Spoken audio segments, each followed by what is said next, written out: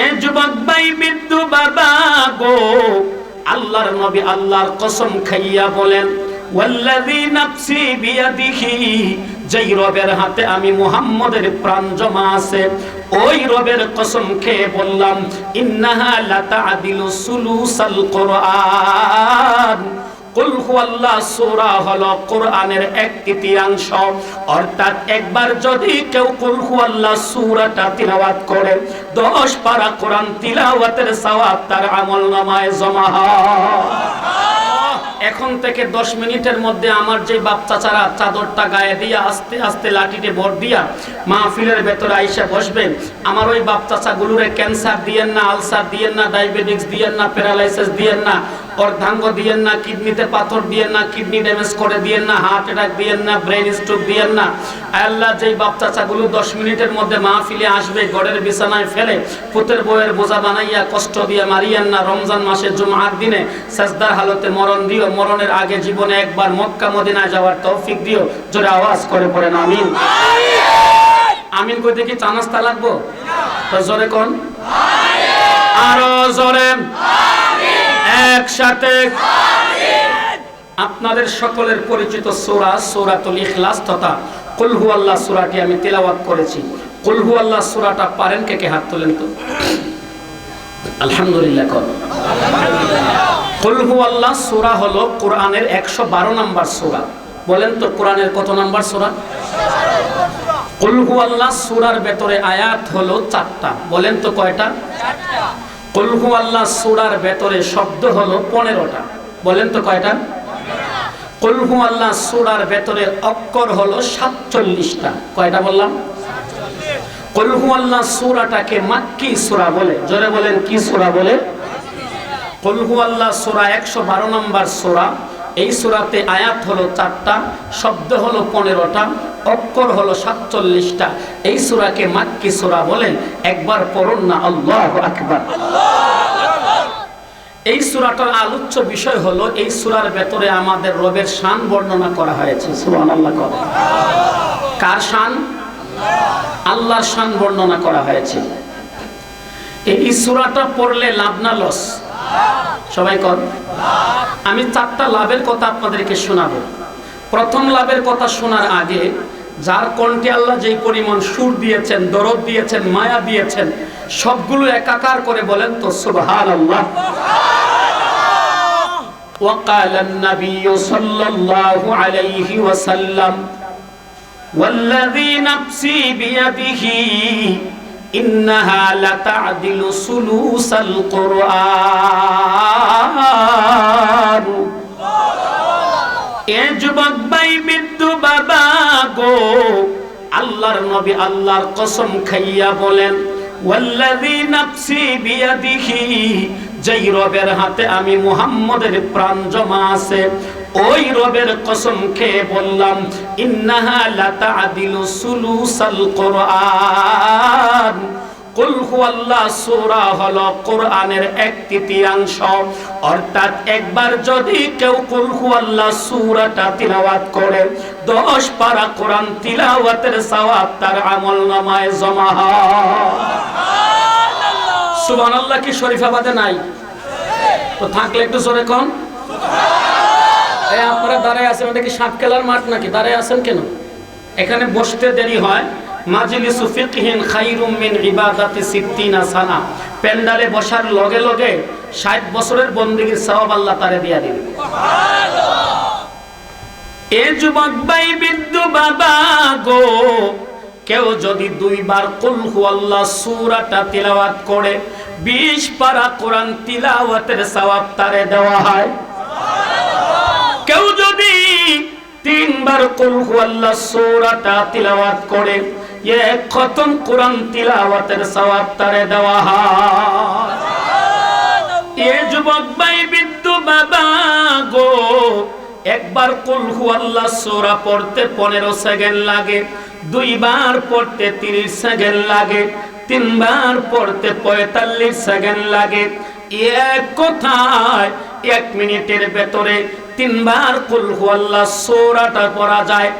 এ শরীফাবাদ এলাকার বাবা গো, আপনি রিস্কাওয়ালা হতে পারেন, ভ্যান গাড়িওয়ালা হতে পারেন, ঠেলা গাড়িওয়ালা হতে পারেন, কুড়ের গড়ের মালিক হতে পারেন, এই এলাকার সব চাইতে গরিব মানুষ হতে পারেন। আপনি মাত্র 3 বার 1 মিনিট সময় নিয়ে কুল হুয়াল্লাহ সূরা যদি তিলাওয়াত করেন, আপনার আমলনামার অ্যাকাউন্টে 1 খতম কোরআন তিলাওয়াতের সওয়াব জমা হয়ে যাবে।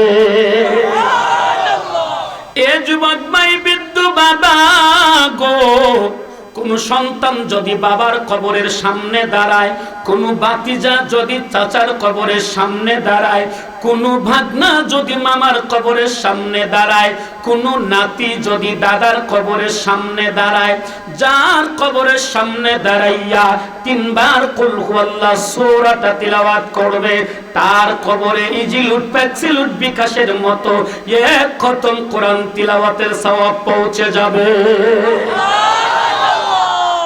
এ যুবক ভাই, বৃদ্ধ বাবা গো, কেউ যদি 10 বার কুল হুয়াল্লাহ সূরাটা তিলাওয়াত করে, কয়বার? وقال النبي صلى الله عليه وسلم من قرأ قل هو الله أحد 10 مرات بنى الله له بيتا في الجنة। কেউ যদি 3 মিনিট সময় হাতে নিয়ে 10 বার কুল হুয়াল্লাহ সূরাটা তিলাওয়াত করে, নবী বলেন তার নামে জান্নাতে একটা বাড়ি বানাইয়া দেওয়া হয়। সবাই মিলে কোন সুবহানাল্লাহ। এ শরীফাবাদ এলাকার যুবক ভাই, বৃদ্ধ বাবা, আপনাদের এলাকায় এমন বাড়ি আছে কি যেই বাড়ির একটা ইট স্বর্ণের আর একটা ইট রূপার? আছে? পুরা জকিগঞ্জে আছে? পুরা সিলেটে মিলে? পুরা বিশ্বের কোথাও এমন বাড়ি নাই যেই বাড়ির একটা ইট হবে স্বর্ণের আর একটা ইট হবে রূপার।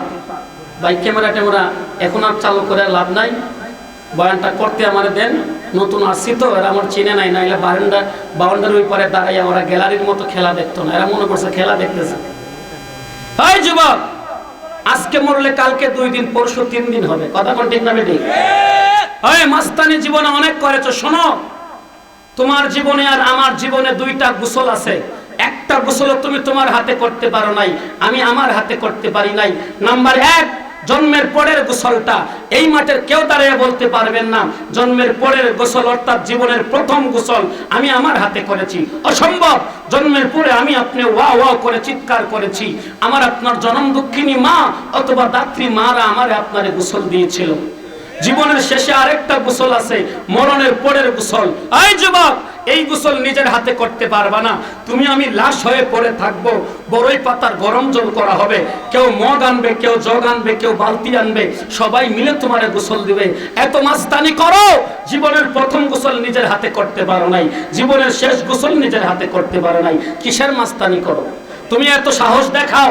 আমি যদি বলি এখান থেকে হেঁটে হেঁটে 1 ঘন্টার ভেতরে যদি শাহবাগ বাজারে যেতে পারো, তোমাকে 1000 টাকা পুরস্কার দেওয়া হবে।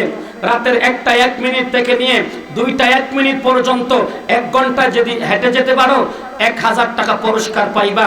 কত যুবক হাতছানি দিয়ে বলবে হুজুর এটা কোনো ব্যাপার না। এই শরীফাবাদের যুবক, আমি যদি বিপরীত প্রশ্ন করি, রাতের 1টা 1 মিনিট থেকে নিয়ে 2টা 1 মিনিট পর্যন্ত 1 ঘন্টা সময় দেওয়া হবে। তোমাদের শরীফাবাদ এলাকার সবচাইতে পুরাতন কবরস্থান, যেইগুলি গ্রামের থেকে একটু আউটসাইডে অবস্থিত, মোবাইল নেওয়া যাবে না, বন্ধু নেওয়া যাবে না, একা একা রাতের 1টা 1 মিনিট থেকে নিয়ে 2টা 1 মিনিট পর্যন্ত 1 ঘন্টা সময় দাঁড়াইতে হবে। একটা যুবক দাঁড়াবে না, ভাইব্রেশন শুরু হয়ে যাবে, ভেতরে কাঁপুনি শুরু হবে। যুবক ধিক্কার দিয়ে বলবে হুজুর রাস্তাঘাটে হাটে বাজারে শহরে বন্দরে সব জায়গায় একা একা যাওয়া যায়, কবরস্থানে দূরে রাতের বেলা দূরের কথা, দিনের দুপুরে কবরস্থানে একা যাওয়া যায় না। ওই যুবক, এত মাস্তানি অহংকারী করো, নিশ্চিত থাকো একদিন তোমার গায়ে সাদা কাপড়ের কাপড় লাগবে, একদিন তোমার হাতের আইফোনটা নিয়ে নেওয়া হবে, একদিন তোমার হাতের ঘড়ি খুলে ফেলা হবে, তোমার জিন্সের প্যান্ট খুলে ফেলা হবে, তোমার গায়ের ব্র্যান্ডের গেঞ্জিটা খুলে ফেলা হবে। আওয়াজ করে বলেন ঠিক কিনা? যুবকদেরকে আরো 5 মিনিট সময় দিলাম, আপনারা ভেতরে আসেন। যে যুবকরা পাসপোর্ট করছে বিদেশ যাওয়ার জন্য, আল্লাহ বিদেশের ব্যবস্থা করে দিল। যারা বেকার রাস্তাঘাটে ঘুরে টাকা পায় না, ইনকাম করতে পারে না, আল্লাহ ইনকামের রাস্তা খুলে দিও। জোরে কোন আমিন। আয় আল্লাহ, তুমি আমাদের সবাইকে কবুল করো। একটা জিকির করেন, লা ইলাহা ইল্লাল্লাহ জোরে।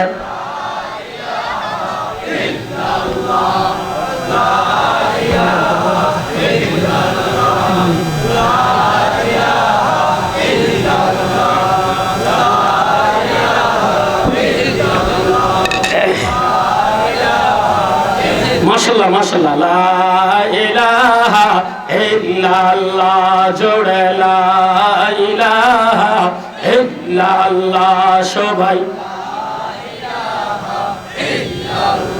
লা ইলাহা ইল্লাল্লাহ মুহাম্মাদুর রাসূলুল্লাহ।